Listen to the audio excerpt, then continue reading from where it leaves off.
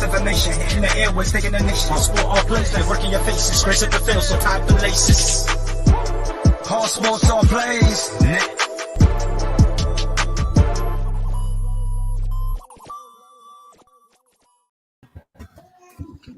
What's going on, fellas? What's going on? We are here with another episode of Real Talk. Exciting time for us fellas to come together and talk about all things sports, and we gonna keep it real. But first, before we do that, I gotta ask, how's everybody feeling? Devin, what's going on with you, brother? What's happening, Ray, man? I'm doing good, man. How are you feeling, man? I'm feeling good. A lot to get into today. I am super excited that we are in playoff season. We're not going to really talk about it, but we got hockey going on. I had that on since there's no basketball tonight. Just a really good time. You know what I'm saying? So really excited to get into all the things going on. And look like Kenny over there fighting a bear or something. I don't know what's going on. Sound like the bear winning, too. Yeah, Kenny, we wish you the best. I know you just got married. Hopefully, it's not too bad for you over there. My bad, fellas. Fighting with this green screen, so we're going to scrap it tonight. Okay, no problem. How are you doing tonight, sir? I'm good. Always great to be on with y'all. Absolutely. So we're going to get right into it. We are in a new day with the NBA. We've seen Draymond get a flagrant 2 on somewhat of a questionable situation. We saw Dillon Brooks get ejected from the game for, although a malicious shot to the back of the head. I don't know if it was flagrant 2-esque, but on top of that, it is official that Dillon Brooks has been suspended for game 3. So kind of take us through your thoughts on the foul. Should he have got ejected? Should it have been a flagrant 2? Obviously, prayers to Gary Payton Jr. Hopefully he can return quickly. I believe it was fractured elbow with ligament damage. They're saying about a month, which seems short given the severity of the injury. But I guess Shannon Sharp said he had a similar injury and it was about that time frame. So, Devin, I'll start with you. Did the punishment fit the crime or is it excessive? The punishment fit the crime, in my opinion. It didn't look like Dillon Brooks was going for the ball. It didn't look like he was trying to make a play at all. I understand he was trying to get back on defense and, make the layup tough for Gary Payton Jr. But at the same time, he didn't look like he had any intent to go for the ball. And I think the punishment fits him. I think he should be suspended. I think he should get fined also. Not just a suspension, because like I said, I'm not saying Dillon Brooks is a dirty player.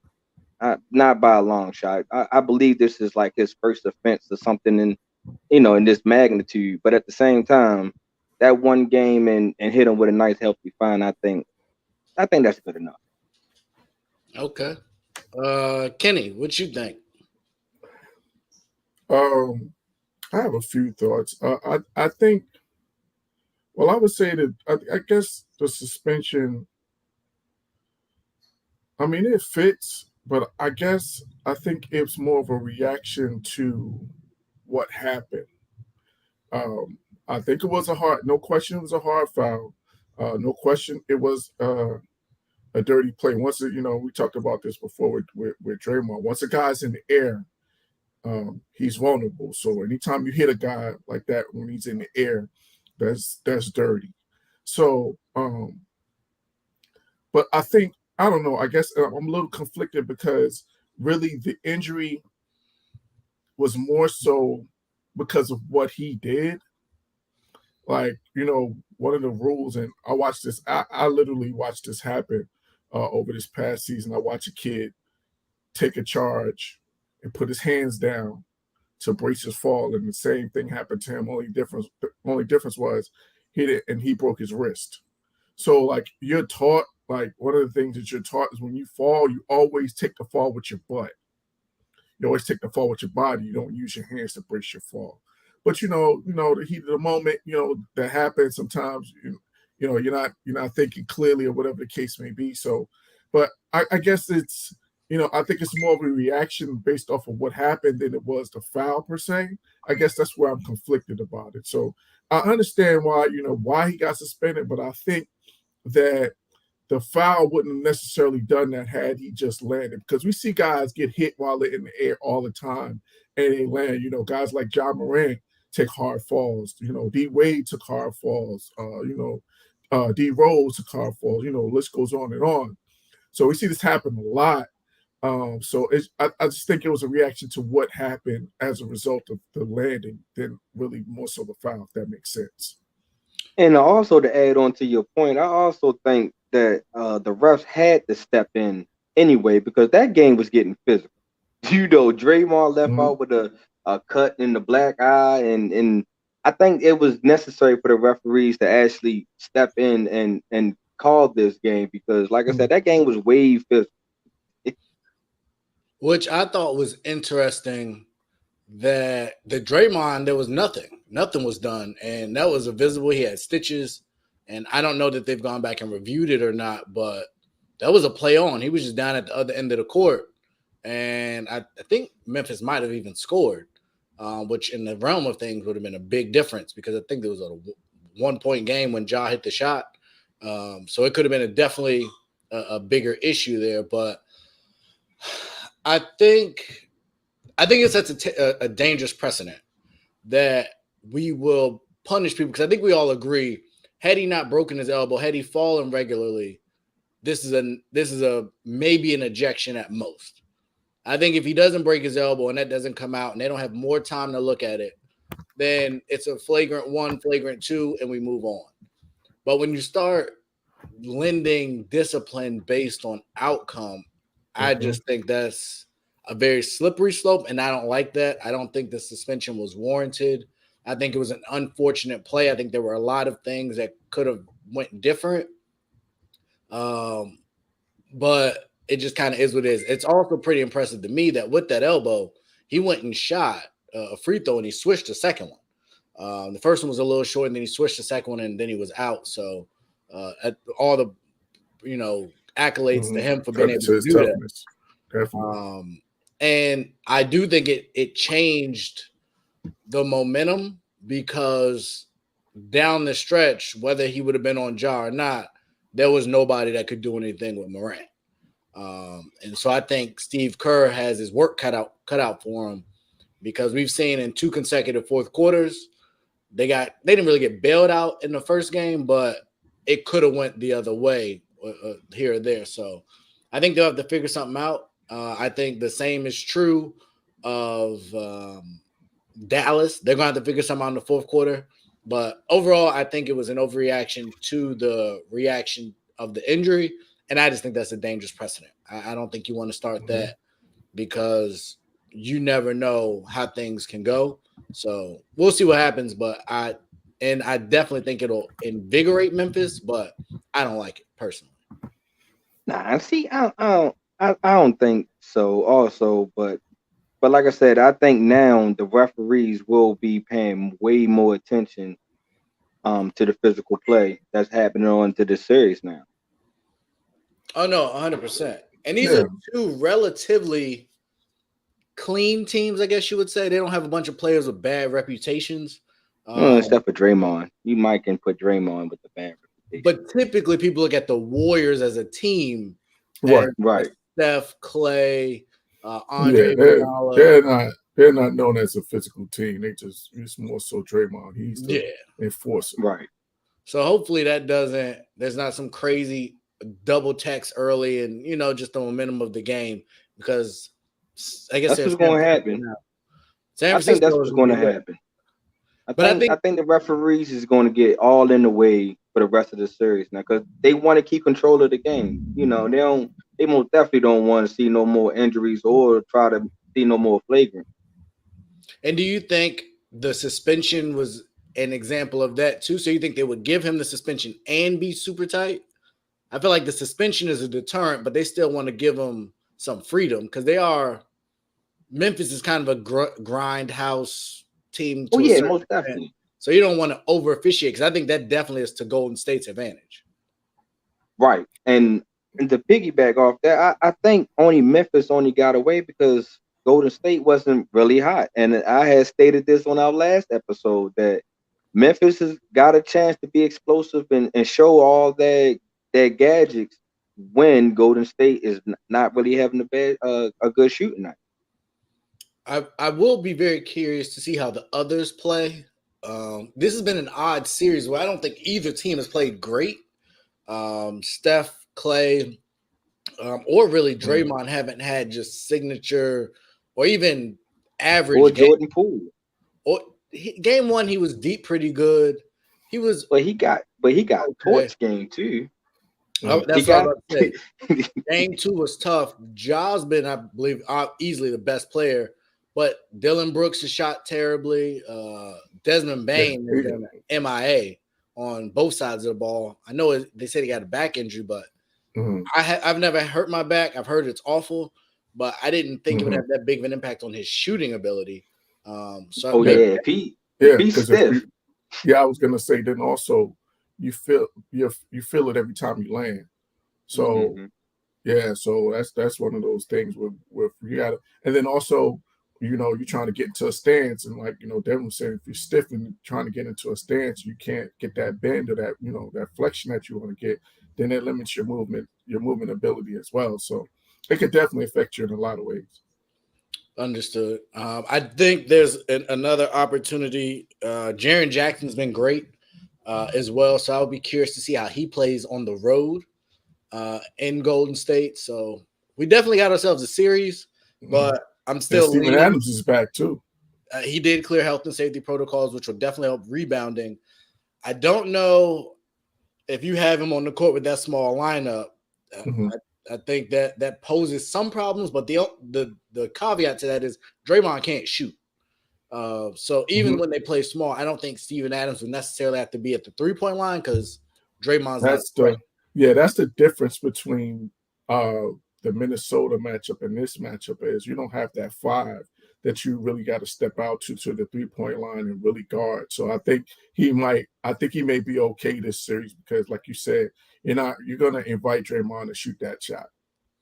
But to an extent, though, Draymond also run that point forward. So if Draymond get on the fast break and Steven Adams can't keep up with Draymond, that can also be Golden State advantage. In transition, that definitely could be an issue. And I was gonna say the other part is the same thing Phoenix did and others have done. If you put Steven Adams in the pick and roll, I think that's definitely advantage Golden State, whether it's Poole or Curry with the ball. They're gonna have to help out. So definitely a chess match ahead for the teams. And without Dylan Brooks, I think everyone else's role increases. And Ja's averaging about 40, but I don't know if you want to rely on that for the duration of the series. That's a lot. So speaking of Dylan Brooks and his back, breaking news today, Ben Simmons, who was rumored to come back for game 4, had back surgery. And I think he's out for a couple months. So this Ben Simmons saga, they need to do a 30 for 30 on what the heck has been happening and going on. We've had so many mixed messages. I don't know when his back got messed up. They're saying it was a herniated disc. Like, was that known before the trade? Did that happen after the trade? Can you herniate your disc? He said there was a mental block that was causing a back pain. I don't know that stress can cause a herniated disc. Like, I don't really know what to think about the situation, but he posted on his social media successful back surgery. That is not good for a young man at that age to be having back surgery, and especially for him to be a defensive player. You guys are talking about the impact that has in getting him into a stance, his recovery, which means he's going to be recovering all off season, which means he's not going to be working on his game. So I guess just your thoughts on Ben Simmons. I'll start there because there's so much to tackle. Kenny, I'll start with you. That's funny, Damien.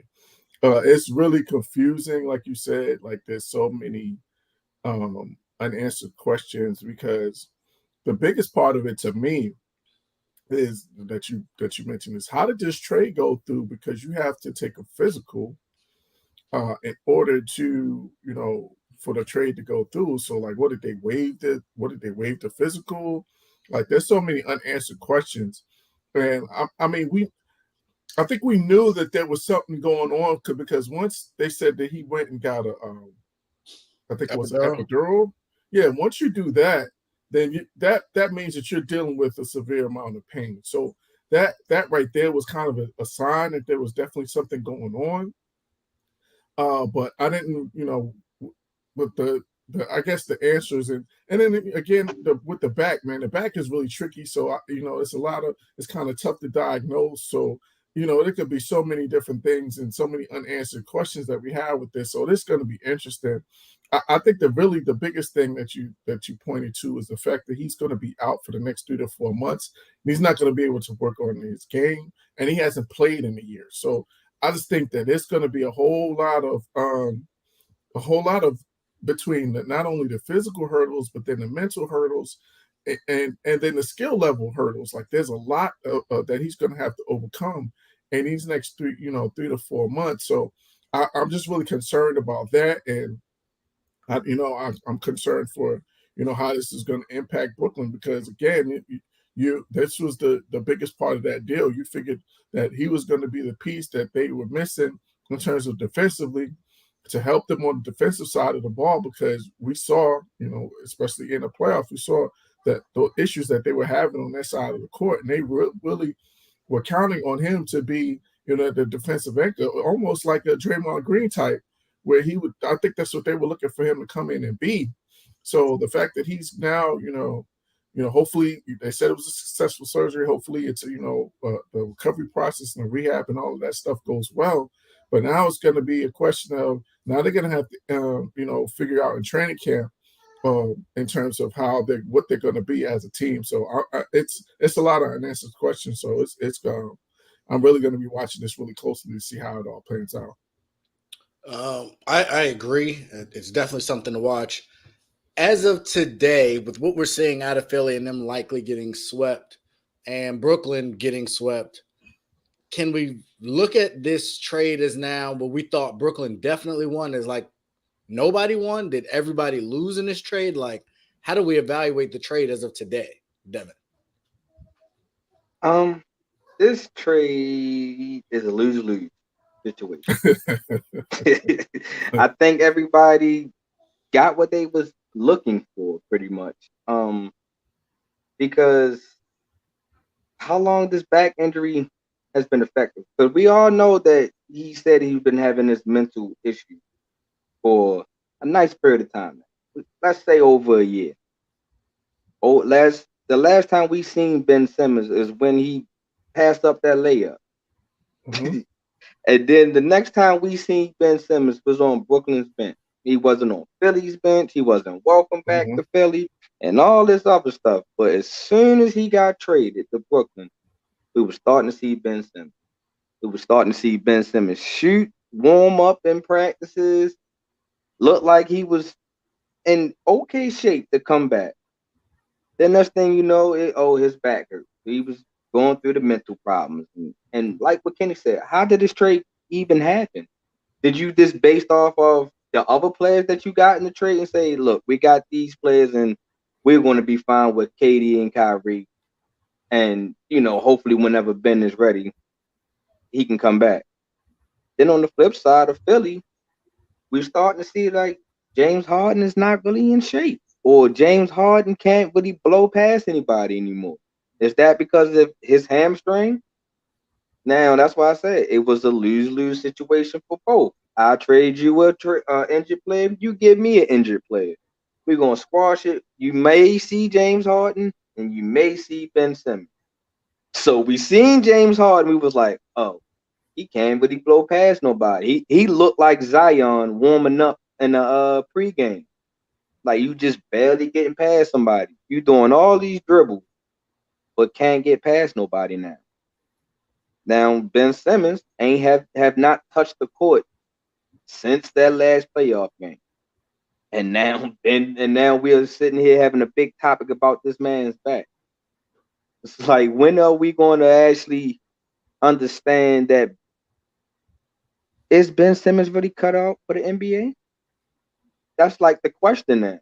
Because it's a lot of players that had that big pressure and, maybe in different sports and then disappear like Jamarcus Russell. in the NFL, the Oakland Raiders at the time. Had all that pressure. He was blinging, appearing on shows and all that, but that guy couldn't get right on the field.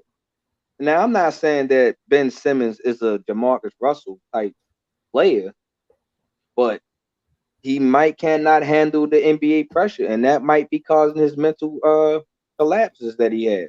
Like, it's too much hype for him. So I just think it's a lose-lose situation for both teams.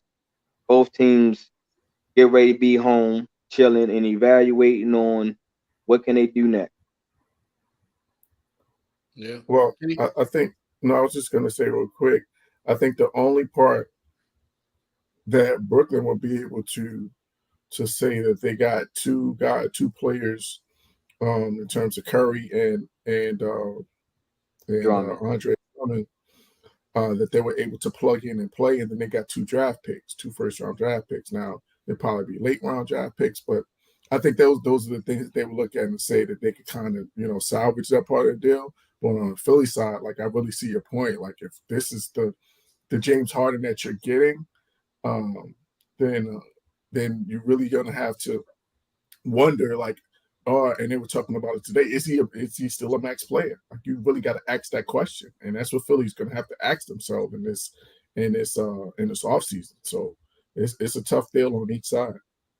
I don't think James Harden #1 no more. Oh no, he wasn't anyway. In Philly, we know that it was Embiid, but now the question is he #2? Because if the way Maxey is playing and the way Maxey is looking at this dude, like, yo, man. Right. But the thing about Maxey is he got to be consistent. 1 minute Maxey good for 2-3 games, and then he disappeared for. Mm-hmm. So Maxey got to be consistent. He got to most definitely come out that Tobias Harris show. And I think that's the thing that separates really good players from stardom is consistency. 100%. Or when the defense begins to game plan for you. So I think without James Harden on the floor and without Joel Embiid, when Maxey's playing against ones, I think Maxey looks different than staying in the game once the ones go to the bench and he's able to thrive. So I think the jury's still out on him as a point guard also, his ability to facilitate, because Harden, he's been known as a scorer for so long. I don't think he's got nearly the credit he deserves as a facilitator. Mm-hmm. He does. He's a relatively high turnover guy, but most dope facilitators. Great vision. And so his ability to get the ball where it needs to go, and even to still get into the lane, even though he can't finish the way he once did, I think that could keep him in the league. My question for you guys is, and you talked about the max, does him or Kyrie, do they opt? I think Kyrie has the option to opt out. If they opt out and become free agents, do you think they both get max deals? I would see Kyrie get max deal first before I see a James Harden. Even with all the drama surrounding Kyrie? I still see Kyrie first. Just because if long as that vaccine mandate doesn't stick on whatever team he ever ends up on, you're going to get Kyrie. Now, are you going to get unselfish Kyrie, you can say? No, because Kyrie is not a true point guard in my eye. Kyrie is just like a small two guard. And James Harden, if you do a max deal, are you really want to stick for 5 years and see is that hamstring going to change? Do you even want to do it for 4 years and see if this hamstring going to ever change? I'm not saying that he's not capable of changing, but this hamstring look like it's been lingering almost a year now. Is it the hamstring though, or is it just he's not in max condition? It'll be both. The hamstring might get him into max condition. Yeah, I think that's the question. Like, because when you look at James Harden, you still see the handle. You still see him being able to dance on the court, but he just can't. He doesn't have that extra gear. Like, he doesn't have that burst. So and is it? that's why I say that's where the That's why hamstring I'm might come in right. from. I don't know if that. I don't know if it's the hamstring or if it's just the fact that he's just not that he's losing a step. And do you think, Kenny, to that losing a step, and even Devin, is it he lost a step, or is it he hasn't made the change in his lifestyle that will allow him to play longer? So it could be the hamstring, and maybe he's not recovering the way he should because we know he likes to live a little bit or a lot of bit. Is that part of the problem in that he's not dedicating himself? He's not spending the necessary money because he's never had to, and now he's incapable or unwilling to make the adjustment to extend his career? Kenny? I think that's the question that he's going to have to ask himself, because I think what happened with James Harden was that he was one of those guys that uh, he was kind of blessed in terms of he never had the the Adonis. He never had the six pack. He never had the type of, he was never the type of guy that was that was ripped, so to speak. But he was still able to be effective on the court. He was still able to do his thing. And I think now that as you get older, you have to start making more adjustments to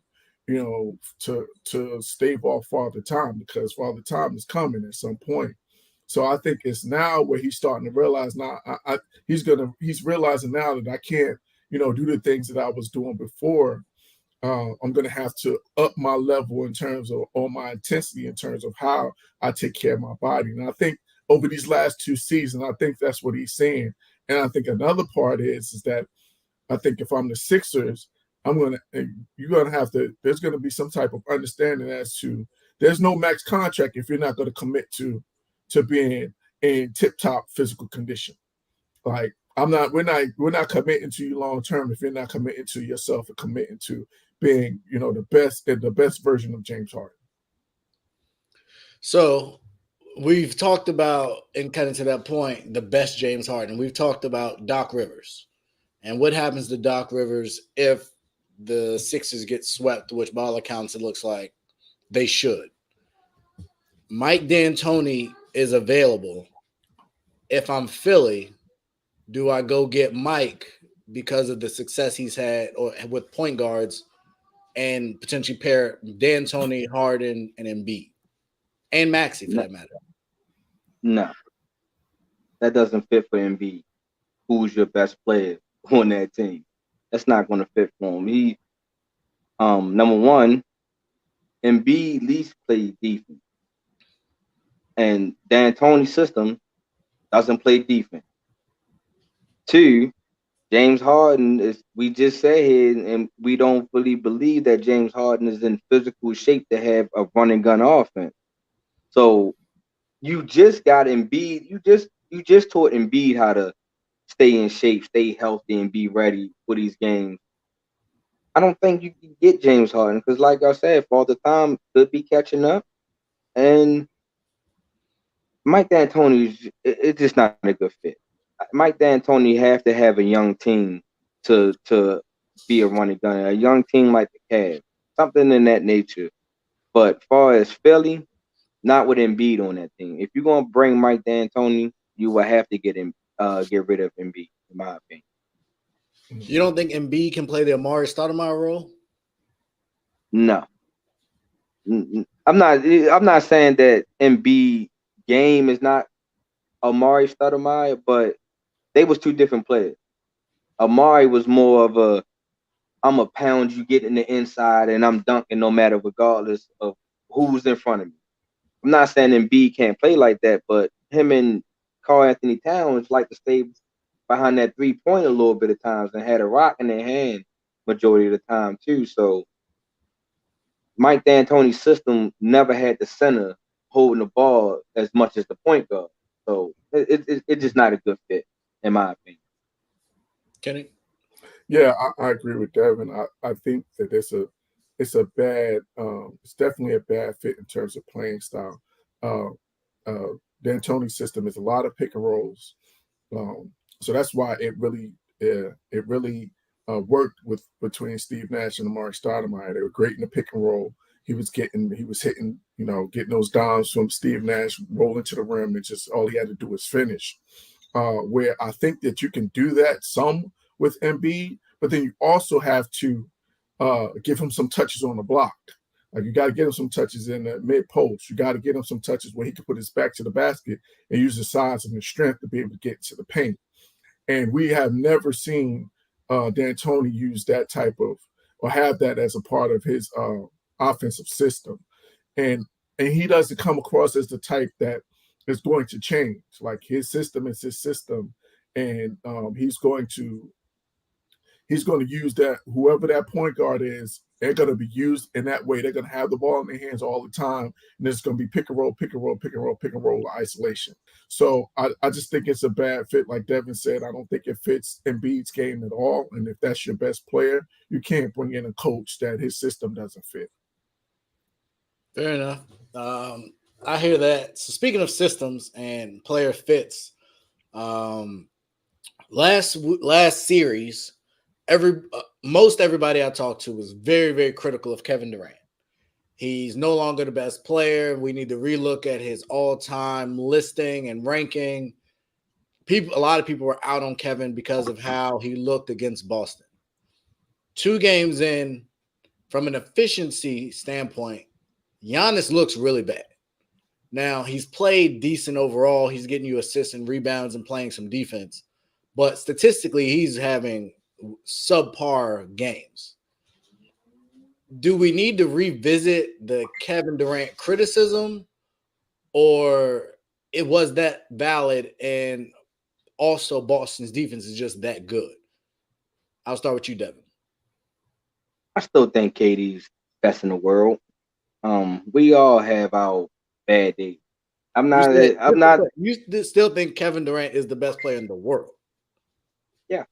Okay. I still believe so. Until Giannis be efficient behind the arc. And I'm not saying that he has to go out and shoot 15 a game.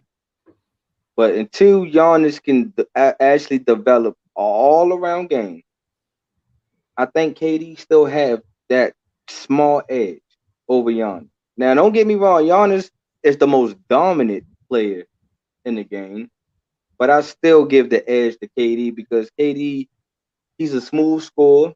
I just think that Steve Nash got in his way this year. And with a little bit of injury also. But I still believe KD is still the best player in the game. Okay. What about you, Kenny? Yeah. Devin's a Maryland guy, so he's not going to go against KD at all. That ain't happening. No, seriously. But I think we got to give more credit to the Celtics defense. I think what a lot of people are starting to see and starting to realize is that they have 4 guys with size that are 6'7" and between 6'7" and 7 feet. When you look at Jaylen Brown, Jason Tatum, Al Horford, and Robert Williams, and Grant Williams. Like you got. I was going to say, what about Grant? Grant Williams? I missed the guy, so I left somebody out. Like, so you got 5 guys that you can interchange, that you can guard, against your best wing scorer, and they have length, they have strength. So we saw that the part of the reason why Giannis hasn't been as efficient is because he's got guys that he can't bully in the paint. Like you're not bullying. And they physical. That's what I'm saying. Like you're not bullying a Grant Williams. You're not bullying Al Horford. You're not bullying a Jason Tatum. You're not bullying a Jaylen Brown. Like that, between their length and their their strength, they're going to make life difficult for anybody, any wing scorer that's trying to score. So I think that it's a credit to the Celtics defense that we're seeing, and so we have to kind of fall back a little bit on the Kevin Durant or all of the questions that we have about Kevin Durant. No, I definitely agree, and I was pretty critical. I still think Giannis is best in the world. I think there was a time when Shaq was best in the world, where Duncan might have been up there, and some others that weren't great outside shooters. But his ability to get others involved, finish at the rim, play defense, like when he gets going downhill, I don't know that there's anybody that can stop him but him. Kevin Durant has a great mid-range game, but he can't get to the basket like Giannis to me. Obviously, Kevin Durant's a better free throw shooter. Giannis is, let's call it, inconsistent at free throw shooting, but he is the best. But I do think when you really look at that Brooklyn roster, when you look at Kyrie Irving, when you look at the totality of their season, I don't think Brooklyn should have got swept, but I also don't think they get enough credit for being in every game. And although they played pretty poorly, the two main guys, they were in the games. Mhm. So I do think people won't, but I think some people might need to walk back some of the criticism. And I think Kevin Durant will have a chance to prove who he is going into next year. They'll have that team should have a full summer outside of Ben Simmons to try and figure it out. I still think if I'm them, I call Rich Paul and I try and figure out how to swap AD for Simmons if I'm Brooklyn. Like, I think knowing who Kyrie and KD are, I think they embrace Simmons coming in, but I can promise you they are not happy with the way he is conducting himself. And I think Kyrie is not the person to criticize someone for potential mental health, but I think they feel away. And I definitely think in hindsight, they're looking in the mirror a little bit like, dang, if we would have just cooled out, James as a number 3 might be all right versus Ben being non-existent. So maybe But do you think AD will be a good swap though? If I'm the Lakers, there's no It's a way no I'm for doing it. me. Yeah, But I'm not doing that if I'm even the Lakers. if you Brooklyn, I still wouldn't do it because injury for injury, AD hasn't really played more than 60 games in the last couple of years. But I think that if I'm Brooklyn, I look at it same way I do with James Harden. AD's not coming in to be the heir apparent when LeBron leaves. There's not going to be much pressure because the pressure is going to be still Kyrie and KD. They will be the 1 and 2s. Anthony Davis as your third option, I think he could relish And a that role. defensive anchor too. A defensive anchor, all that. LaMarcus Aldridge on his way out. Yes, AD is an injury risk, but he's a physical injury risk. And I think if you have a back line with KD and AD back there and Drummond, like that's just That's in a length. long. That's a long. Yeah, long back it's line. that's a long lineup, but I really can't physically see that. Because number one, I don't see AD playing number 3. You know, no disrespect to Kyrie or KD, but I'm pretty sure he's going to want the rock in his hand just as amount of time as these guys do. You know what I mean? And we already just said that Kyrie is not a passive point guard first. I think James Harden, or not James Harden, I think Kevin Durant can have a facilitator role. They both can. I think any of them can handle the ball. And then, like I said, you still got Goran Dragic. You still have a couple other guys that or in free agency, you go get I don't want to say Steve Blake, but kind of like a decent facilitating point guard. You can go get somebody relatively cheap and fill that role. And then you have those other 3 or 4 guys out there. I think that does wonders. And I think if you're LA, I think LeBron probably feels a way about the AD stint. And with Ben Simmons being a clutch client and Ben Simmons being the next LeBron at one point with his skill set, I think both stars would be happy because you're going from big city to big city. It's not like one person's getting ostracized. You're going from LA to New York or New York to LA. I think you got to start breaking that LA roster up. By all accounts, everybody has said AD needs to move because eventually LeBron's leaving, and I don't think AD wants the pressure of being the next big man in the line of LA big men. That's the pressure you don't want. So I think it's a win. AD, oh no, we're not. I'm not doing that. If I'm Utah, I jump at it. But No, if I'm that's LA, not a good. I don't think that's a good. I'm not a Rudy Gobert fan, so me, Yeah. I think he he is he maximized is his No. potential to the yeah, maximum. he is I don't trash. see a big difference between him and JaVale McGee personally. No, I was gonna I say think, to and me, I like he's just JaVale McGee. I think JaVale McGee is better a younger than. version of DeAndre Jordan. That's all he is.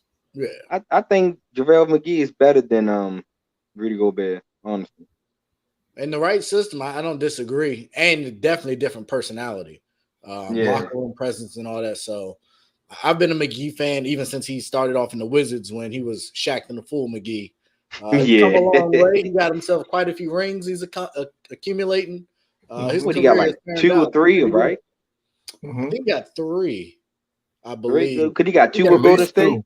And At least 2. I know you got one with Golden State and one with got LA. one with the So we Lakers. know 2 for sure. yeah, so I Yeah, don't know okay. if it's 2 or 3, but he got a couple now. Right.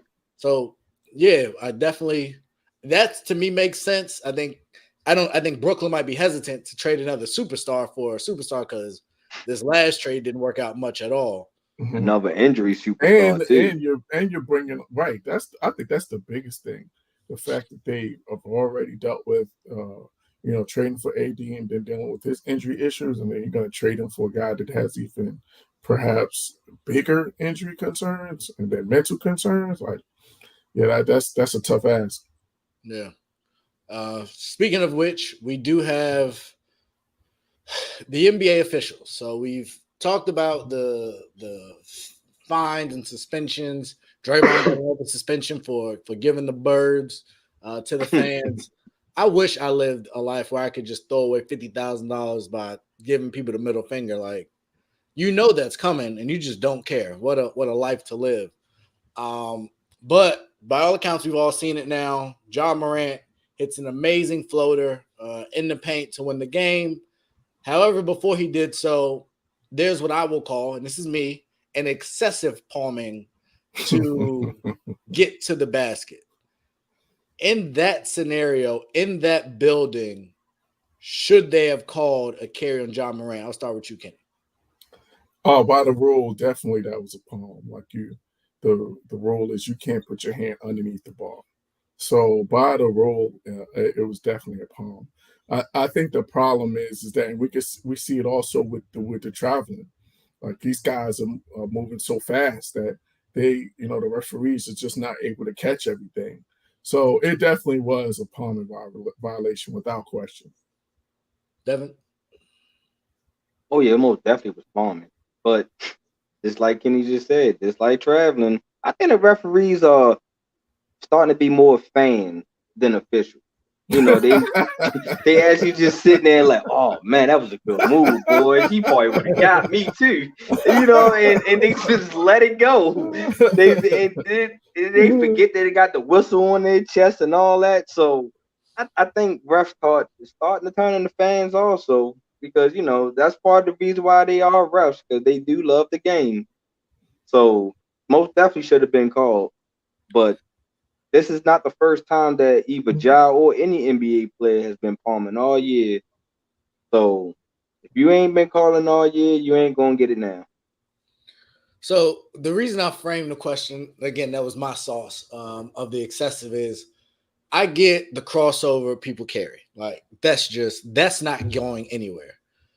But when he went to take off and he literally put his hand under the ball and almost started running with it, and then went into his dribble, that's why I'm like, as a defender, you can't do nothing with that. Like, that's to me where it goes a step further. Like, we see some people travel, but then we've seen some other people travel.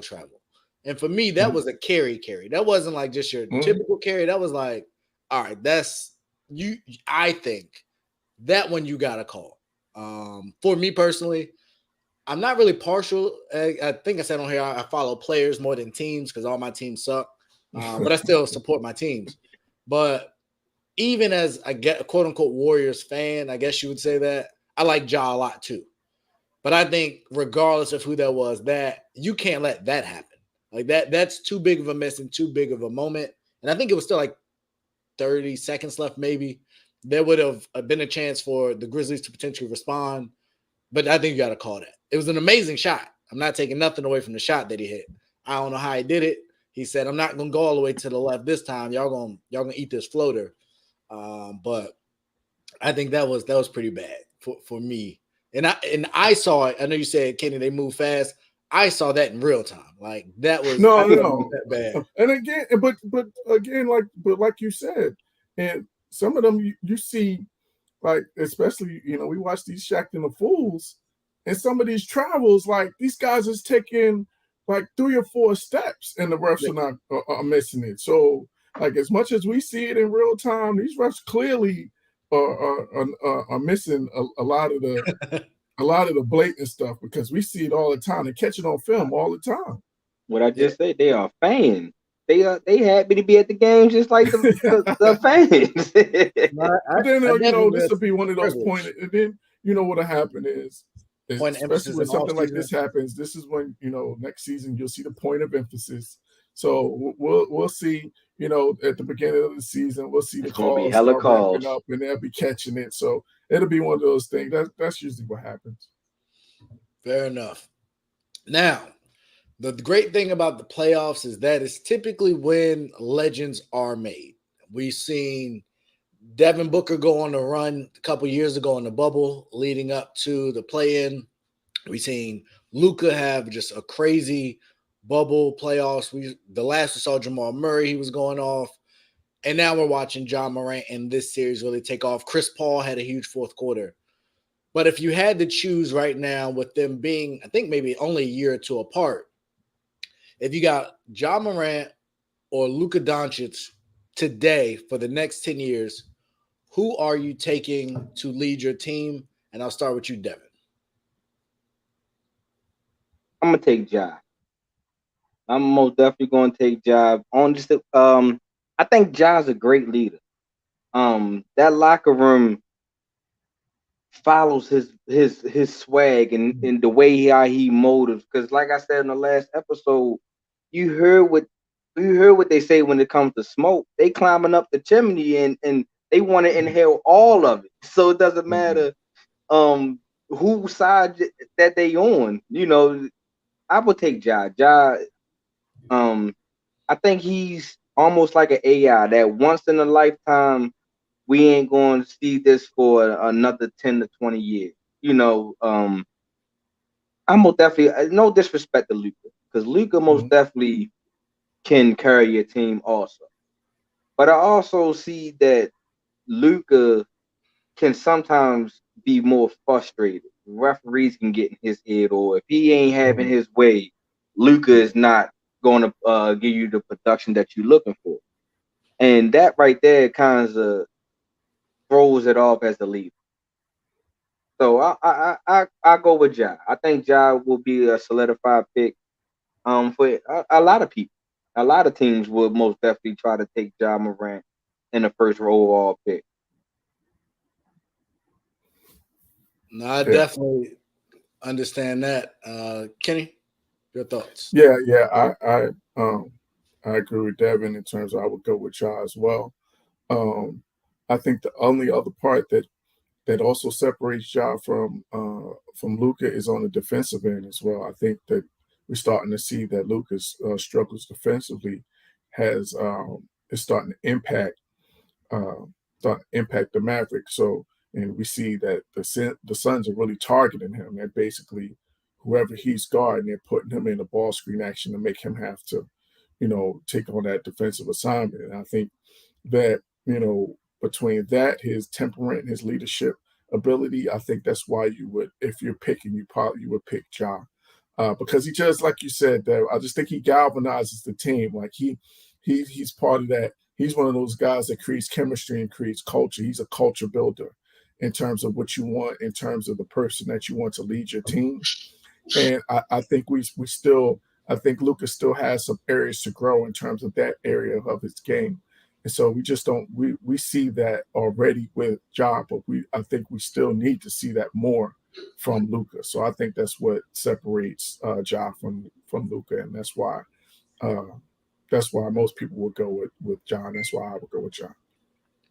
So you guys, it sounds like, just so I'm clear, the bigger or the more deciding factor isn't necessarily on court ability, it's leadership and motivating tactics that y'all lean in Ja, or do y'all believe he's a better basketball player today?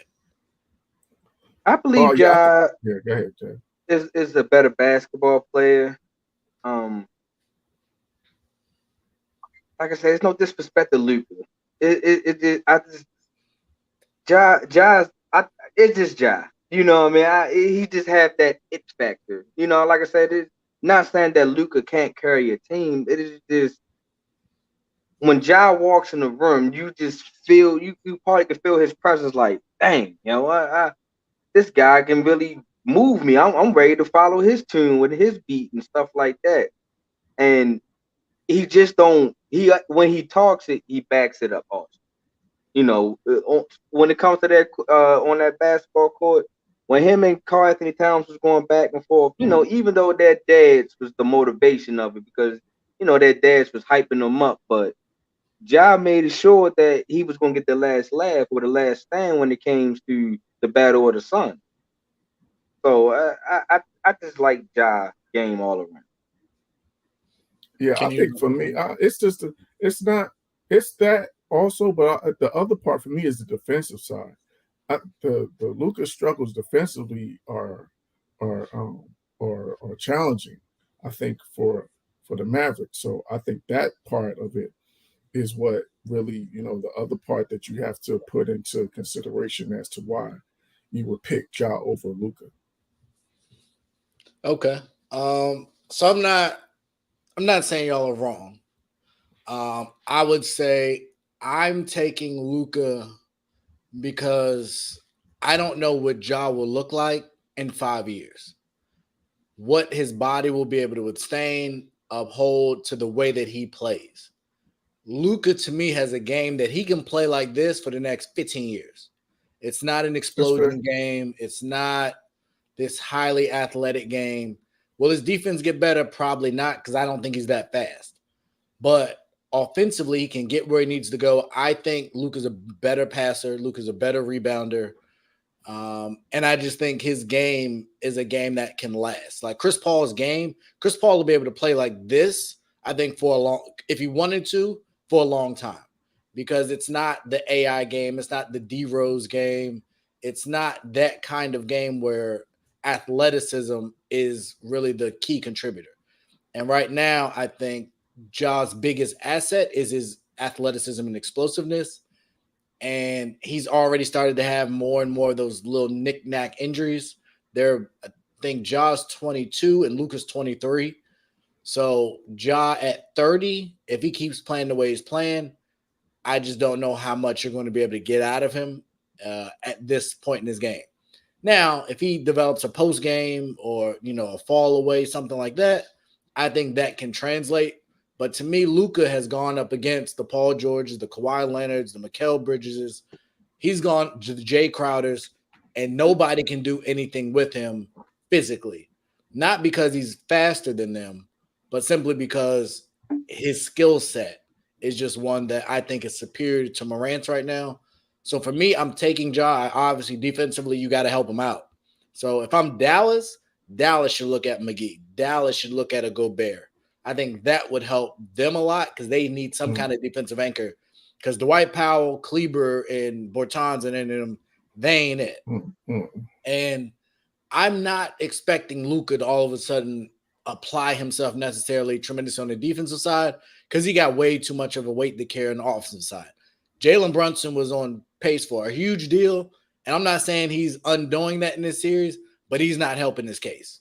Like, I don't know what happened to him. They've taken Luca out, and he's the man to be facilitating, and it just looked different versus Phoenix than it did last series. So hopefully they get some help in the back in Dallas. But for me, I'm gonna lean Luca just because of his type of play, and I think you can play that way longer. Well, let me ask you this, Ray. Do you see? Is there potential for us to see another James Harden situation because Luca also has had questions about his conditioning? I would say yes, but I think we're seeing that out of James Harden at like 33. So that would be 10 years from now for Luca. If he's this version of James Harden and he can still give me the James Harden run, I think I can live with that. But How I long do you agree. think? Okay, go ahead. I'm sorry.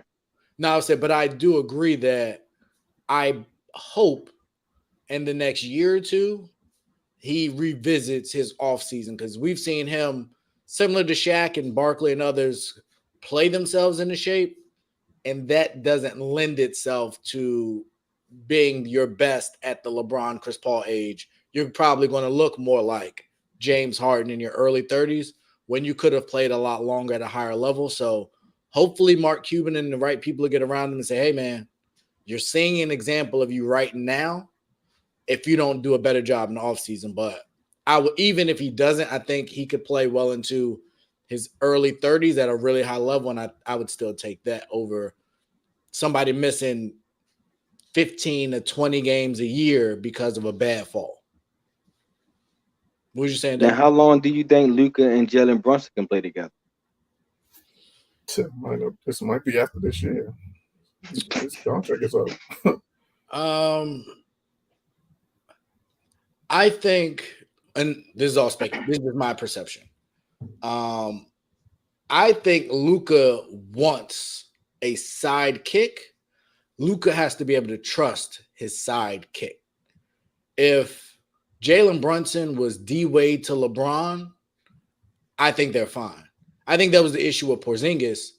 He didn't really see Porzingis as a guy that could. One, he was injured a lot, and two, I don't think from a skill set standpoint he was really happy with him. I think Luca could play with another guy, and I think we see that at times when Brunson comes in, it gives Luca kind of a chance to take a break. So I think if he played better right now, I think they'd be fine.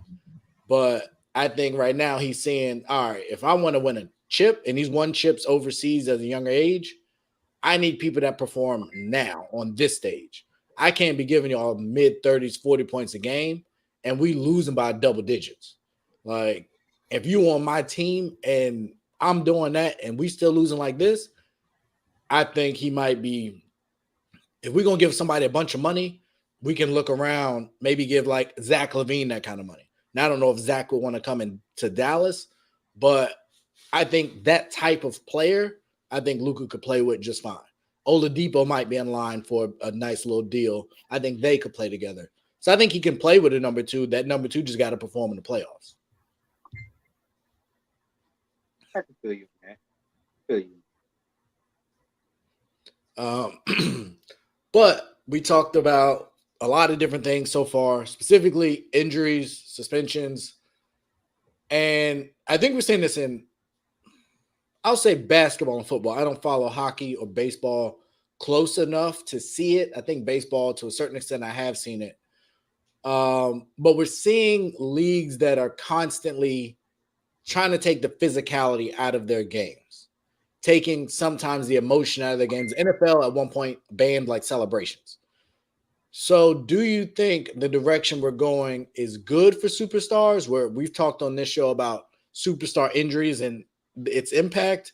Or do you think the NBA is going too far with trying to police and is becoming too soft? Devin, I'll start with you. I think all the leagues is getting a little bit too soft now. The NFL most definitely started the softness off, where you couldn't tackle below the knees, and then you can't hit below, higher than the shoulder. Then the tackle box is very low. Now you go to the NBA, just like how they put this new challenge rule in, that kind of slows the game down. And like I said earlier, refs are becoming more of fans than actually being refs. So you may get away with some physicality, but after a while you'll see like 2 days later it'd be like breaking news.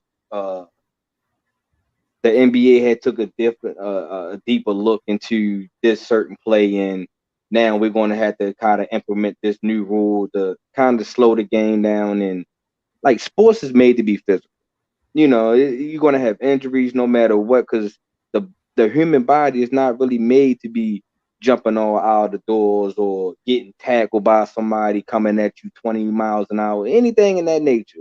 So if you take the physicality out of sports, then it's not sport. You might as well just go ahead and just bust open the 2K or Madden and have these superstars play each other on that. Then if you're gonna take the physicality out of these sports, man, that's just how I look at it. I think all these leagues are getting a little bit too soft because majority of their superstars, the people that we are looking forward to see, is being hurt, and now they're trying to find a way of how can we save our superstars and our league so our fans can keep coming and be more appreciated to the game.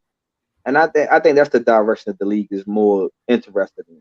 I don't think it's for the show anymore. I just think you just have to, if you don't have your superstar, then you don't have a good game. Just like if you take LeBron out of the Lakers game, how many people is actually going to watch the Lakers game? It's versus when LeBron is actually playing in the Lakers game. The fans are going to start dropping down some. So as long as the league sees that, they're going to try to make it safe for their superstars at all times. Kenny? Yeah, I think it's a matter of striking a balance. I think that they definitely have taken a lot of the physicality out of the game. And I think as a result, also, it's become to where it got out of control in terms of guys trying to manipulate calls. And so I think they took a step in the right direction over this past season in terms of, making an adjustment. We saw James Harden having problems with it and Trae Young and guys like that. So I think they did take a step in the right direction, but they're probably going to have to, and like I said before, it's always one of those things in the offseason where they're always looking at ways in which to, improve the game and make the game better. So this is going to be another one of those situations, because I think there's another part of the game that that we haven't talked about that they're going to have to take a look at, and it's these take fouls. Like, we're seeing fast breaks just being eliminated from the game because guys are just taking fouls. So I just think it's just one of those things where they're going to have to find a balance with the physicality. They're going to have to look at the rules and some of the things that are happening on with the manipulation of the game. They're going to have to implement some things to make the game flow better. No, that's a great point. I think it's Jeff Van Gundy that talks about it almost every broadcast. No, he's absolutely right. And I agree with you. They tried to implement like the clear path, but that hasn't done enough to take it up to another level. I agree. One, stopping the game to check if it's clear path messes up that just exacerbates the situation of the momentum that was taken away. I get it. I definitely understand it. I think the classic example is Trent Green versus Tom Brady. The same exact injury, same exact play. Tom Brady's a bigger star. League changes immediately the next season. And if you switch, I can't think, Gary Payton, and that's John Morant, who just broke his elbow, I think there's huge outrage to that. I think if you switch Brandon Clark and John Morant and Draymond pulled him down, it looks different. So I get it. These athletes are bigger, stronger, faster, but bones are still bones, muscles are still muscles. So I definitely understand trying to achieve longevity in the game. Some of this stuff is just hard to watch sometimes. Like the Ayton offense, the flagrant one that Ayton got last game. Like, he's on a fast break. He made a move.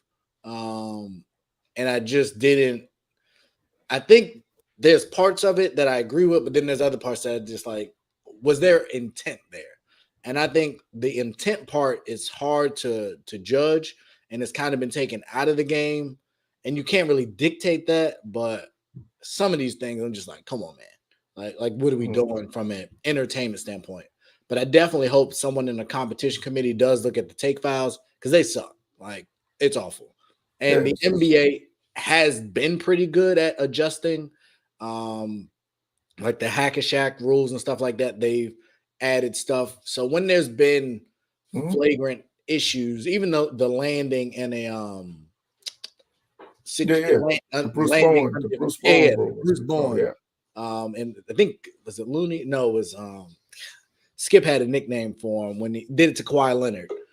So we've seen that they make adjustments, especially when superstars are impacted.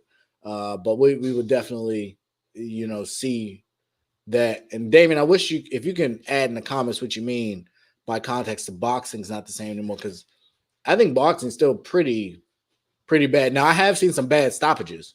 I won't say that. I will say that.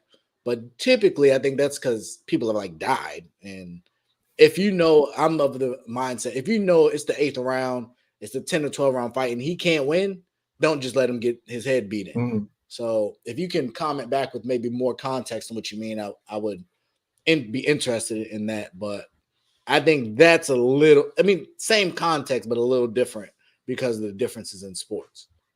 Yeah, and then with that, man, sometimes you're saving these guys from themselves. Like,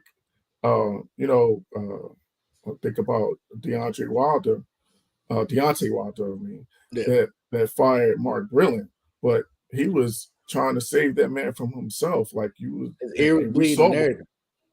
Say that again. I said his ear was bleeding and everything.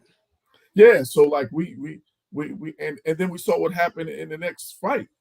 So clearly, he was onto something. It wasn't that he was, trying to, be. It wasn't a negative thing. So I think with the boxing, man, I think a lot of times this is just save these guys from themselves. So I'm kind of with it. For sure. Before we move on, Devin, did you have a thought on the boxing piece? I'm a big boxing fan, and I don't think boxing has been soft or anything in that nature. Like Kenny just said, I just think it's these guys' jobs to save these guys, because once you get a mild concussion, your adrenaline is already rushing, and you ready to just keep going because of your adrenaline, and you're not thinking clearly when you got a mild concussion. I had a mild concussion before playing football, and I was all amped up and ready to still go back out there, but I probably couldn't even spell my name during that time. So I don't think boxing is soft. I just think, like Kenny just said, you just got to protect these guys from themselves. Gotcha. Okay. I think Damien provided some context. I don't hate that either. I saw, and y'all probably don't follow, like I'm into all this stuff. So like Black China and this girl named Johnny Blaze are talking about fighting, and Logan or Jake Paul, one of them. With that. I watch it. I'm entertained. I saw Lamar Odom fight Aaron Carter. Like that was hilarious. That was a waste. That was a waste of a damn boxing ring. That was hilarious. I'm good on that, man. I'm a boxing purist, man. So I guess you like that Ocho Cinco fight too, huh, Ray? I was surprised. I thought Ocho fought well. I was pleasantly surprised, and he continues to get better. So I'm all with it. If you want to learn the science of it, I do get the money grab portion, the Mayweather McGregor fights and stuff like that, and he has an exhibition coming up. But if I'm not gonna knock away a man make his money either. And do you actually take Jake Paul serious as a serious boxer, as you would take as the Gypsy King or Muhammad Ali grandson or Tank Davis? Do you think that Jake Paul can actually fight one of these mainstream boxers? And I ain't talking about no UFC guy or no NBA, NFL guy. I'm talking about a guy that actually been boxing and ain't did no other sport. So I'll say this. Jake Paul, I just looked it up, is 25. Deontay Wilder didn't start boxing, I think, till he was like 16 or 17 later in his career. Other people have started late. I believe if he took it seriously, by the time he's 30 in 5 years and he keeps winning, I think he could be your average boxer. Now, is he ever going to compete with like a Spence or a Crawford or a Canelo? Like he says he wants Canelo at the end. He don't never want Canelo. And I'm excited to see Canelo fight this weekend. I didn't know you guys were boxing guys, so we can definitely start adding more boxing. Oh yeah, definitely. Oh yeah. I'm a big boxing guy. So now that I know that, because I was actually going to ask about the Canelo fight, but I kept it out the notes because I didn't know if y'all were boxing people. All right, we talk about that next episode then. No doubt. Yeah, we can react to it. So I think I don't know how many of his that's part. I don't know how much of his stuff is rigged, but he's had 2 brutal knockouts, whether they were fake or not. He been putting people to sleep. The Nate three knockouts was pretty bad knockouts. Yeah. The Nate Robb, he's made memes of like everybody's fault. But so, I think now, like I said, that's the difference. We got to see this guy do it against somebody that's credible. Like we got to see him do this against a actual professional boxer. Like right now, we're seeing him do it against novelties, for lack of a better term. But we got to see him do it against a professional boxer before we can say he's legit, in my opinion. So if he fought Conor McGregor and beat him, would that mean anything to you? No. Yeah, okay. Not in boxing. No. And it doesn't even have to be like, I'm not saying that you go against even a top 10 or somebody. You could go against, a veteran. Like, they got these placeholder guys that they put up against, these, especially when they're bringing the young guys along. Like they put them in against these veterans, like a Ishe Smith, that type of guy. Guys that's been, a real veteran that's been in the Steve Forbes, them type of guys that have been in the, been boxing for a long time. Like you put him against one of those guys and see how he fares against them. That's what I'm waiting to see. Like if Ryan Garcia was a little bit bigger, just a little bit bigger, or at least Jake Paul's size, do you honestly think that Jake Paul can stand up to Ryan Garcia? Well, no, that's not fair. That's like saying, can the local legend at the Y play in the NBA? Yeah, that's what I mean. Like I don't think we put him up against those guys just yet. Like he's got to, against the club fighters, against the guys. All right. Well, what about Muhammad Ali grandson? Anybody seen him box? That was that's literally what I was going to ask. I think if those two fought today, because Jake's bigger, I think you could give Ali's son a hard time. Now he had a really good knockout this past weekend. I think it was this past weekend. But it was this past weekend. You get somebody early, like he's early in his career, he's a big enough name. I think it would be entertaining. I would watch it. Yeah, I will watch it, but do you think he will win? I think he could. I sincerely believe it. Nate Robinson, Jake Paul, I said this guy's a joke. And I had no faith in him. But skill-wise, and he talked about how he knocked out, what's his name? The last guy knocked out the Woodley. He talked about what he saw and what he executed. Assuming it was on the up and up, that's boxing skill. He caught him in between. That was a great punch. Mm-hmm. So if you can continue to improve on that, I think there are skills there, and he's learning at a level that, yes, I think Ali's son in a year, if they both fought, especially with him being a bigger man, I think Ali's son could have a hard time. I would have to. If he fought a Paulie Malignaggi, if he fought that's what we want to. I think that's his next step, and he's talking about having another fight coming. So that's what we have to see. To me, if he's serious, then his next fight has to be against someone of that ilk. Yeah. I think that would be a reasonable. I don't know if you want to fight somebody in the same weight class, because I think he runs middleweight-ish. Yeah, he's like 150. Yeah, he's almost in the heavyweight land because he's at that 200 and something pounds though. So he don't want to fight at like 154, 160, somewhere around. He don't want the Charlos, the Bovols, the Canelos, no. But there are some other people that tier. Nope. Yeah, that I think would be a good test, even if he lost. I think there could be value in being in the ring and going 6 to 8 rounds versus one of those people. Now, if he lost, do you think he continued? I think he should. I think he should. He would. He's serious or not? I think that's the thing. So I would hope that he would continue because I do want to. Now, if he just got embarrassed, and that could be a reality check, like, all right, I'm done playing the games, and I think that would hurt his brand, which is why he probably won't take that risk. Because then if he goes back and knocks out um, Habib or somebody like that, then it's like, okay, we see what you really are. But I think you have to test yourself, and I think his confidence is that in the next 2 to 3 years, we are going to see him fight somebody of relevance that's a boxer, and I'll be curious to see how it shakes out. But no, he's bigger than Stevenson, but he don't want to fight Stevenson. Yeah, Stevenson's 130, 135. Yeah, I would That's say, too far yeah, apart. that's nowhere They too near. far apart.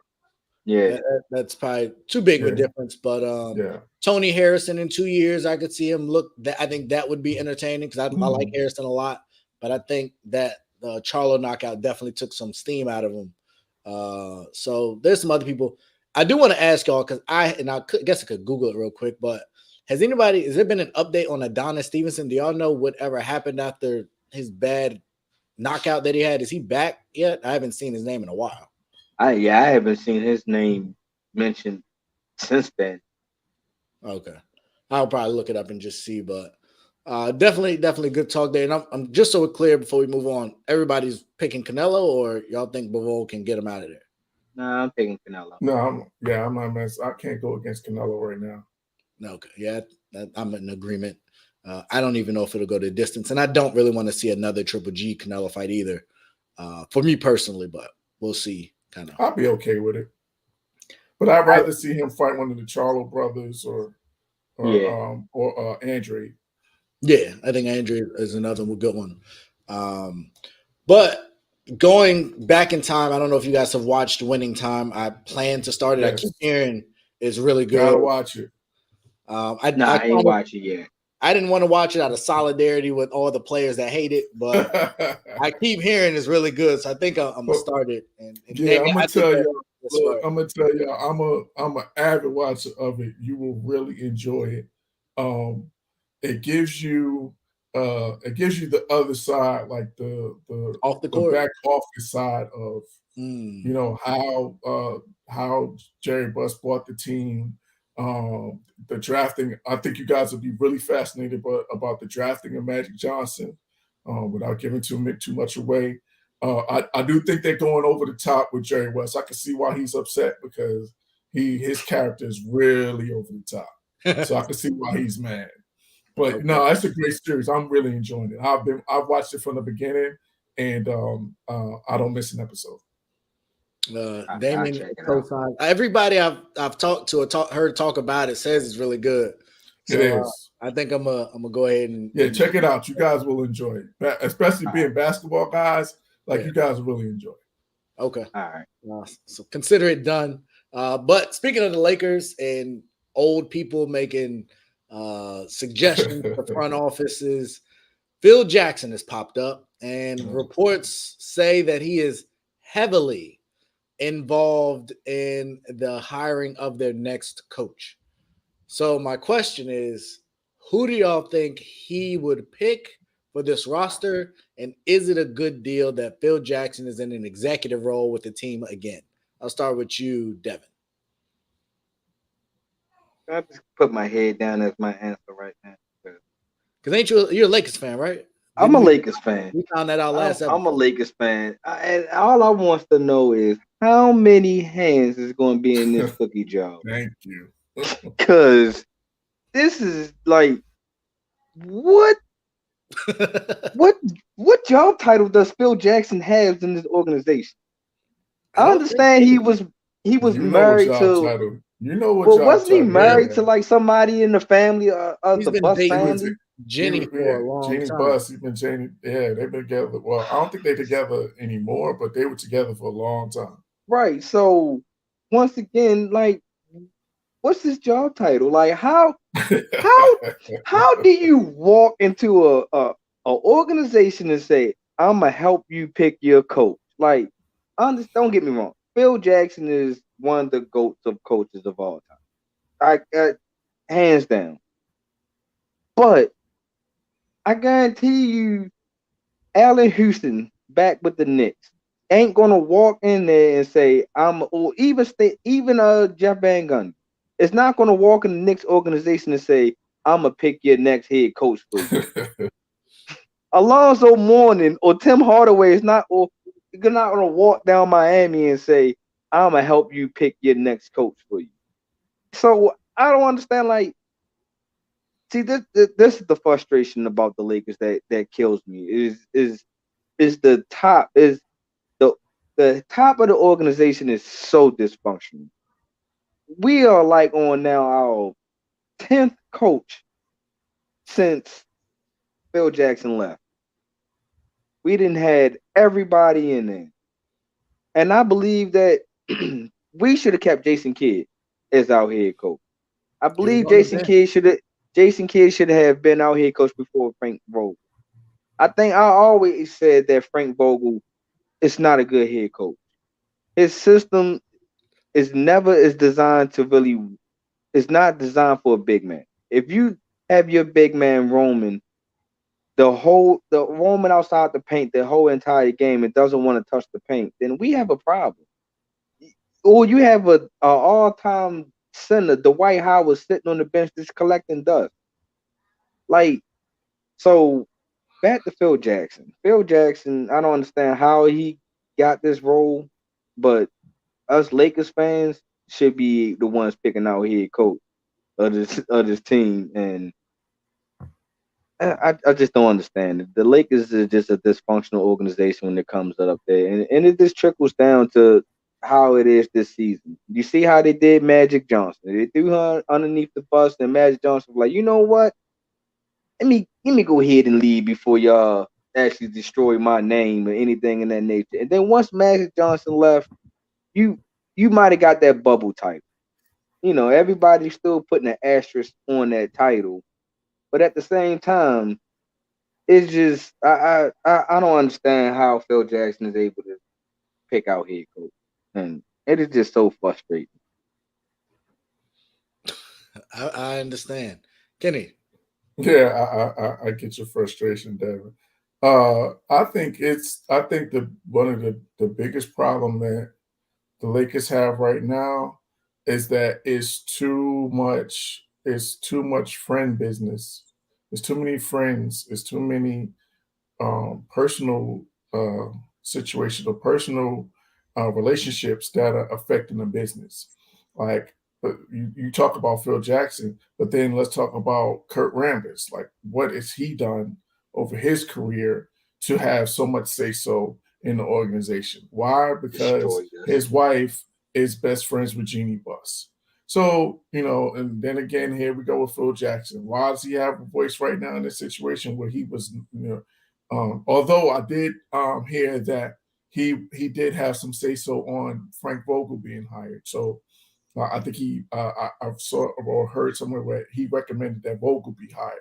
So I just don't get it. And then the other part is that, I understand, yes, he was a GOAT as a head coach, he's a GOAT, but he's coming off and maybe it's the Knicks fan to me, he's coming off probably doing the worst possible job as a president for the New York Knicks that you've seen in I don't know how many years. Like, that was terrible what he did with the Knicks. So, and he's not any younger. So, like, why would you go back to him in terms of bringing him in? And the only reason why that you would do that is because of the personal ties. So I think until Jeannie Buss gets, until she starts to eliminate these personal ties, this is going to continue to be the situation. She did it before because when she had to fire her brother, Jim. We saw the issue with him and why he was running the team into the ground. So she's going to have to make some tough decisions. And until she makes these tough decisions, it's going to continue to be this dysfunction. Yeah, I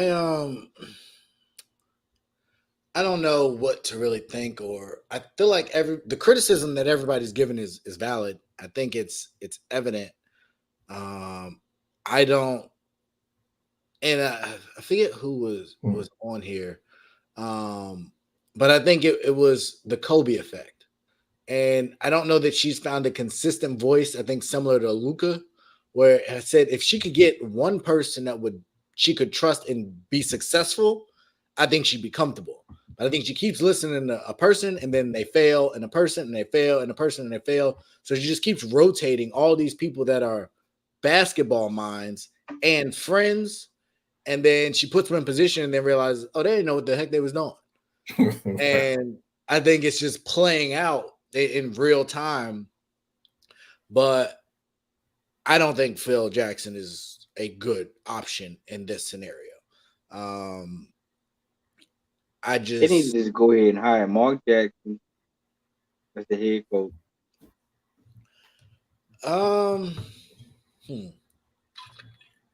So if you hire Mark, what do you do with the roster? You think keep the roster the same and bring Mark in, or make changes with different players and bring Mark in?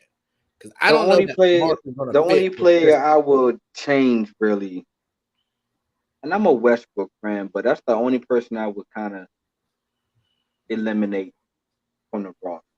I don't think him and LeBron can coexist. And unless Westbrook learn how to shoot like Clay or Steph over the summer. That ain't happening.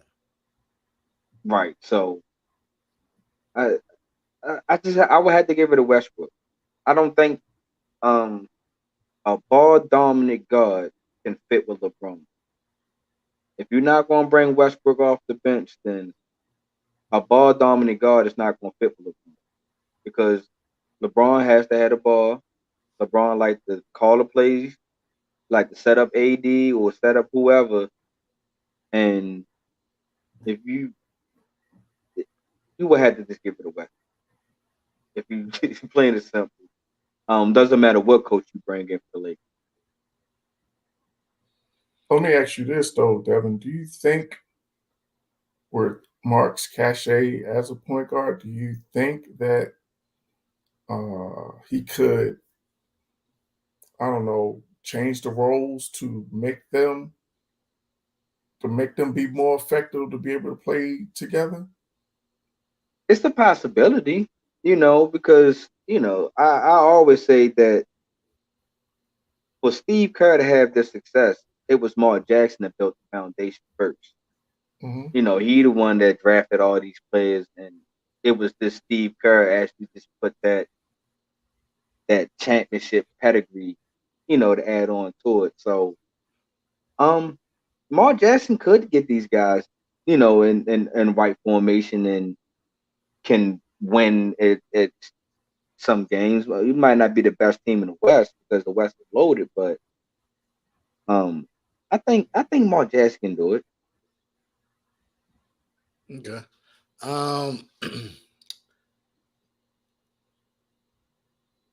I don't know. I don't know if he's the right voice. And the only reason I say that, I think Mark's phenomenal. I think there's a lot of places I could see Mark. I just don't know if Mark leaves the situation he's in. And obviously it sounds crazy. Like, who wouldn't want to go coach LeBron? Like, everyone should want to coach LeBron.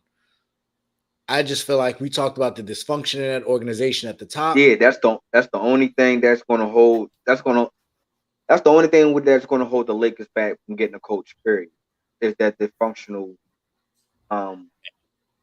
And I don't think Mark Jackson. That was the issue in Golden State, by all accounts, is he wasn't. Oh yeah, yes, I was just about to say. Well, I don't know if he would subject himself to that again. Like after going through that with Golden State, I'm not sure if he would want to deal with that type of situation again.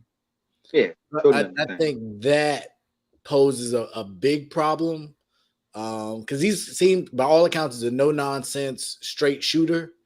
And when you got that many people you quote unquote are reporting to, I think it's tough.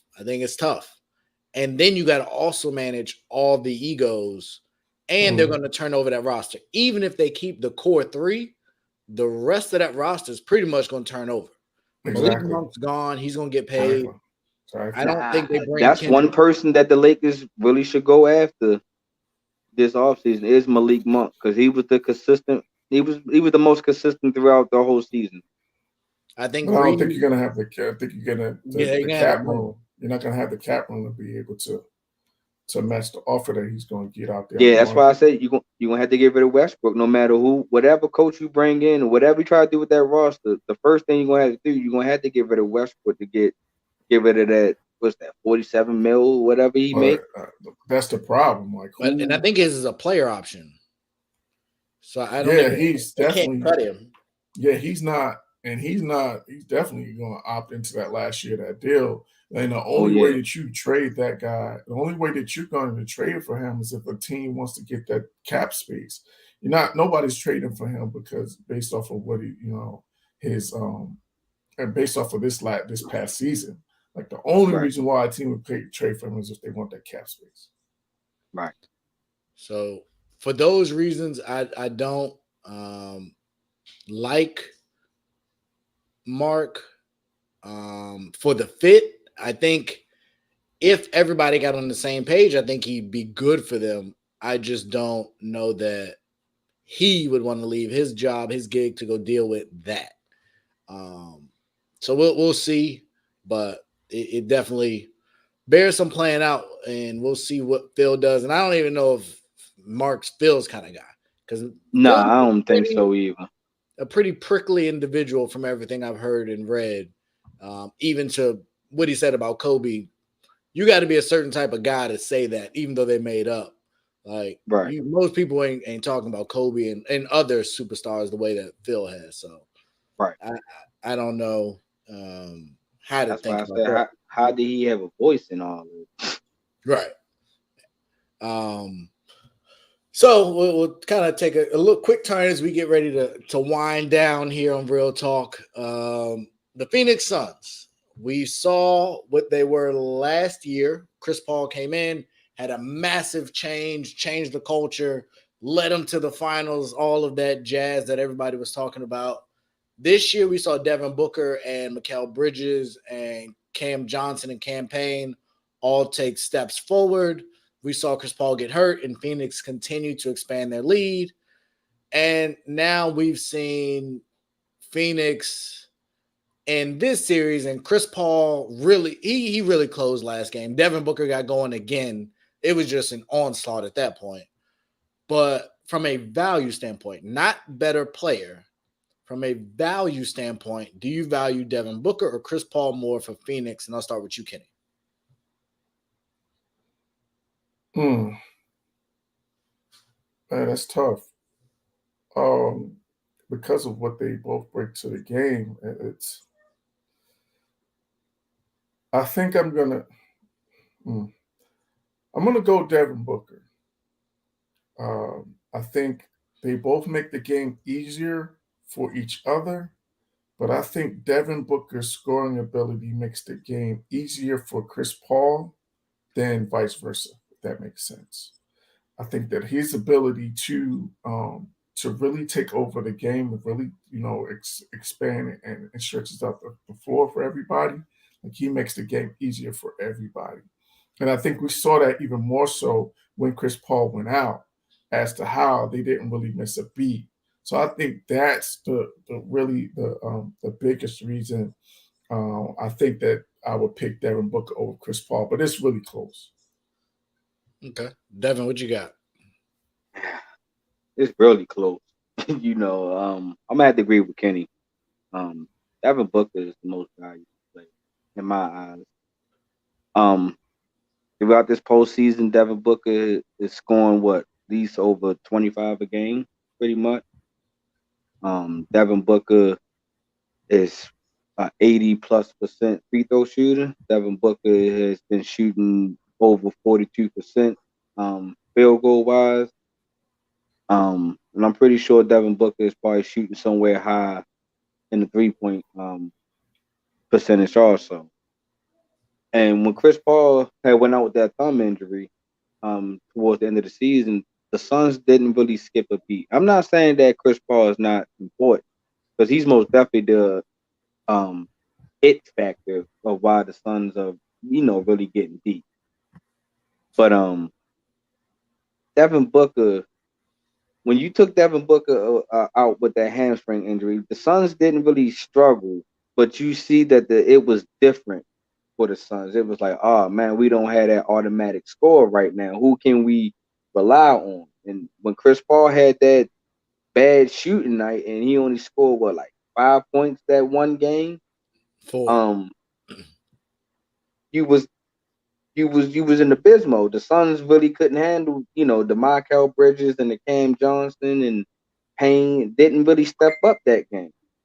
But once you ease Devin Booker back in and your offense is kind of smooth again, now you got your Cam Johnsons and your Michael Bridges that's starting to open up and their game is being on point. So I most definitely gotta go with Devin Booker.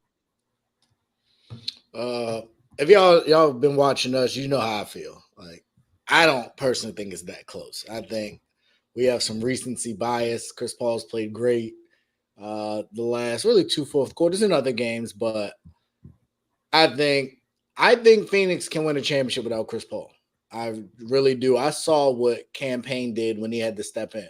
Now, I think he's had a hard time adjusting, similar to Jordan Poole, going back to the bench and finding his way and not getting the shot attempts, not having the freedom.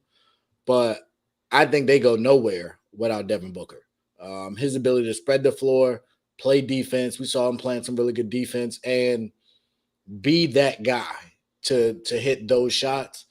I think that he definitely has the more value at this point.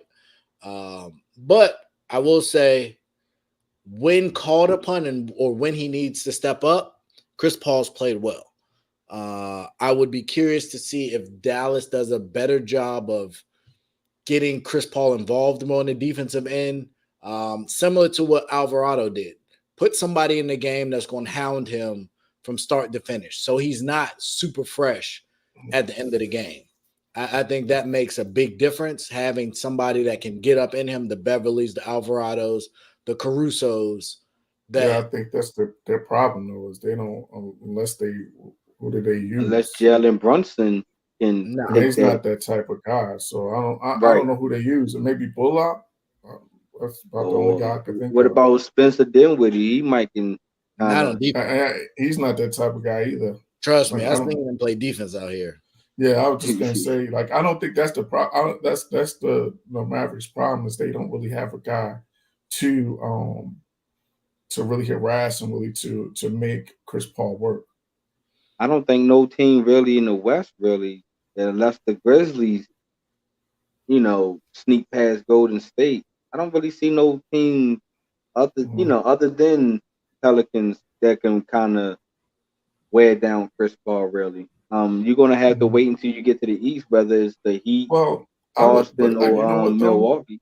Only thing different about that, Dev, though, is you're gonna, if you're Golden State, you're gonna wear him out. Is if he's guarding Steph, he's chasing him around. That's gonna wear him down as well.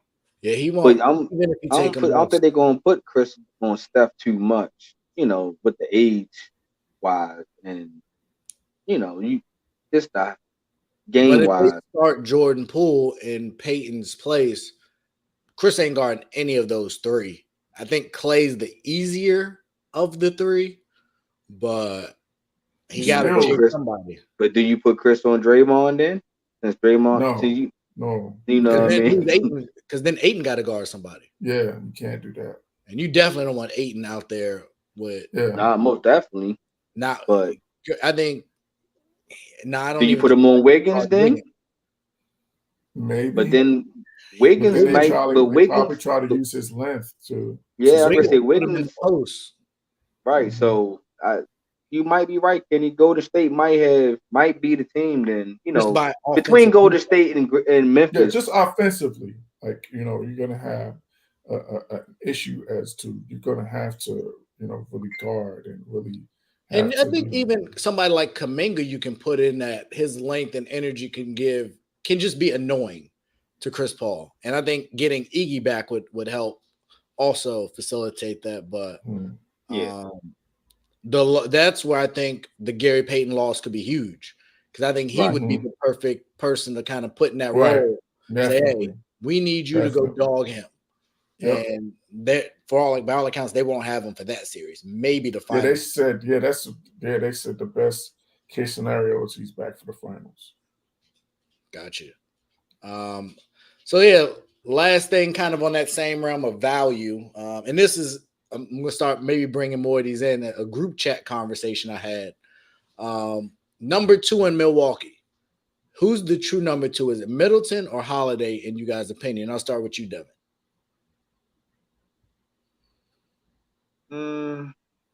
When both are See, healthy.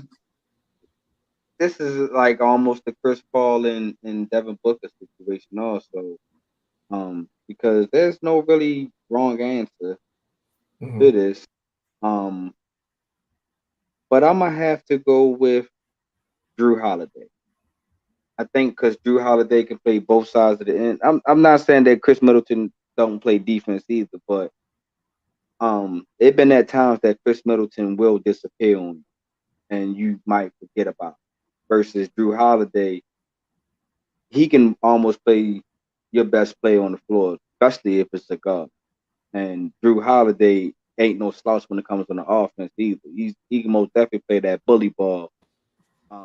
And if you put a little guard on him, he most definitely going down in the block. His IQ of the game is tremendous. Like he don't get enough credit for that. So I'm most definitely I'm it's a short one, but I'll go with Drew Holiday. Kenny? Yeah, I'm with Devin. I think it depends on what your preference is. Like if you're talking about who's the guy that's going to take the shots down the stretch, who's going to be the quote unquote closer, then you're probably going to pick Middleton. But if you like the guy that's going to play on both ends, it's going to give you, that's going to give you big minutes. That's going to take on the toughest perimeter defensive assignment. Then you're going to pick Drew Holiday. And that's where I'm at. Like I because of what he brings to the all around part of the all around of the team, that's why I'm picking Drew Holiday over Middleton. So they're gonna say I'm skewing this or I'm sending y'all messages or something, but no, I agree. And I'm out. And part of my issue is I game almost every day. So Chris Middleton has broke my heart a bunch of times with his inconsistent play. He's cost my kids some good meals messing with Chris Middleton. So for that reason, I admit I'm slightly biased, but even taking that out of the equation, I think I continue to see Drew Holiday's value. And even when they brought him in, I think it was last year, it was his first year there, they won a chip. Like Middleton had been there, Giannis had been there. You bring him in, and now they go to that next level. And I think he's a steadying force. Like when Giannis isn't hitting or when he gets in foul trouble, because that tends to happen, he's a calming force and facilitator that I don't really see Chris Middleton being. Chris Middleton can hit, and I will give him credit, can hit some shots at key moments.